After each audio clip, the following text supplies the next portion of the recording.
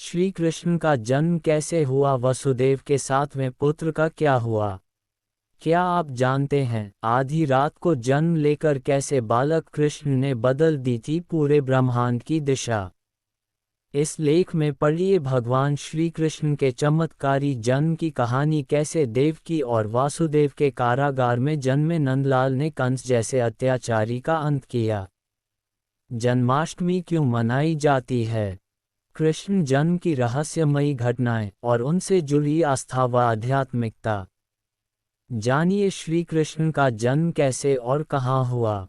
यदा यदा हि धर्मस्य ग्लानिर्भवति भारत अभ्युत्थानमधर्मस्य तदात्मान् सृजाम्यहम् परित्राणाय साधूना विनाशाय च दुष्कृताम् धर्म संस्थापनार्थाय संभवामि युगे युगे।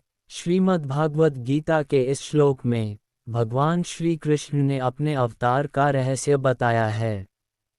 महाभारत के दौरान उन्होंने अर्जुन से कहा था कि संसार में जब जब धर्म की हानि होती है और अधर्म बढ़ जाता है, तब तब धर्म की पुनर्स्थापना के लिए मैं अवतार लेता हूँ। इसी प्रकार जब द्वापर युग में क्षत्रियों की शक्ति बहुत बढ़ गई और वह अपने बल के अहंकार में स्वयं देवताओं को भी तुच्छ समझने लगे, तब श्री कृष्ण ने माता देवकी की गर्भ से जन्म लिया था। आइए प्रभु के जन्म की लीला के साक्षी बने और जाने कैसे प्रकट हुए धरती पर सृष्टि के रचयिता भगवान श्री कृष्ण।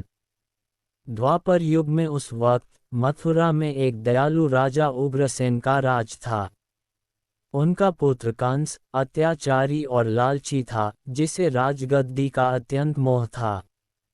कंस अपनी बहन देवकी से बहुत प्यार करता था और जब उनकी शादी शूरसेन के पुत्र वसुदेव के साथ हुई, तब कुछ ऐसा हुआ जिसका किसी को आभास भी नहीं था।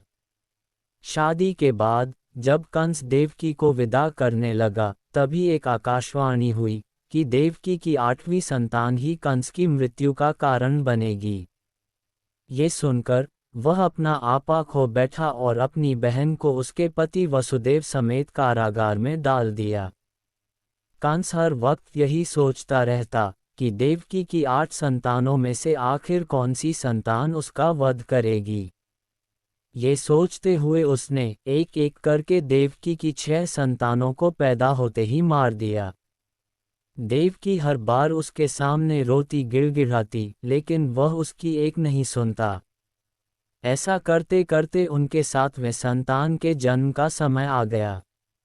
भगवान विष्णु के अनुसार देवकी की 7वीं संतान के रूप में शेषनाग का जन्म होने वाला था, जिसे प्रभु ने एक लीला का सहारा लेकर वसुदेव की दूसरी पत्नी रोहिणी की गर्भ में पहुंचा दिया और यहाँ देवकी का गर्भपात हो गया। आज शेषनाग के उस स्वरूप को हम भगवान कृष्ण के बड़े भाई बलराम के रूप में जानते हैं। इसके बाद भाद्रपद के कृष्ण पक्ष की अष्टमी को रोहिणी नक्षत्र में देवकी की 8वीं संतान श्री कृष्ण ने जन्म लिया। हैरानी की बात यह थी कि उसके जन्म लेते ही सारे सैनिक अपने आप सो गए। देवकी और वसुदेव बंधन से मुक्त हो गए और कारागार के दरवाजे अपने आप खुल गए।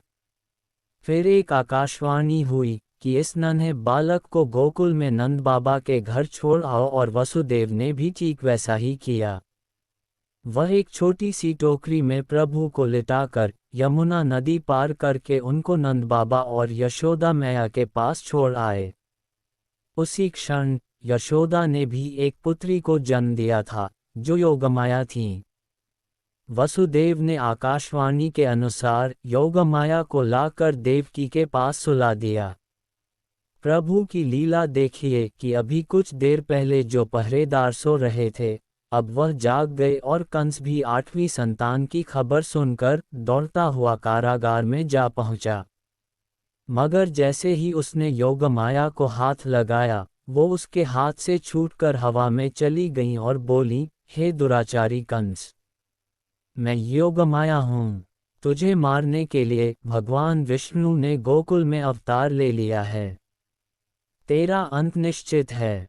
लीलाओं में ऐसा वर्णित है कि कंस ने श्री कृष्ण को मारने के लिए काफी सारे राक्षसों को गोकुल भी भेजा था, लेकिन कोई भी अपने कार्य में सफल नहीं हुआ।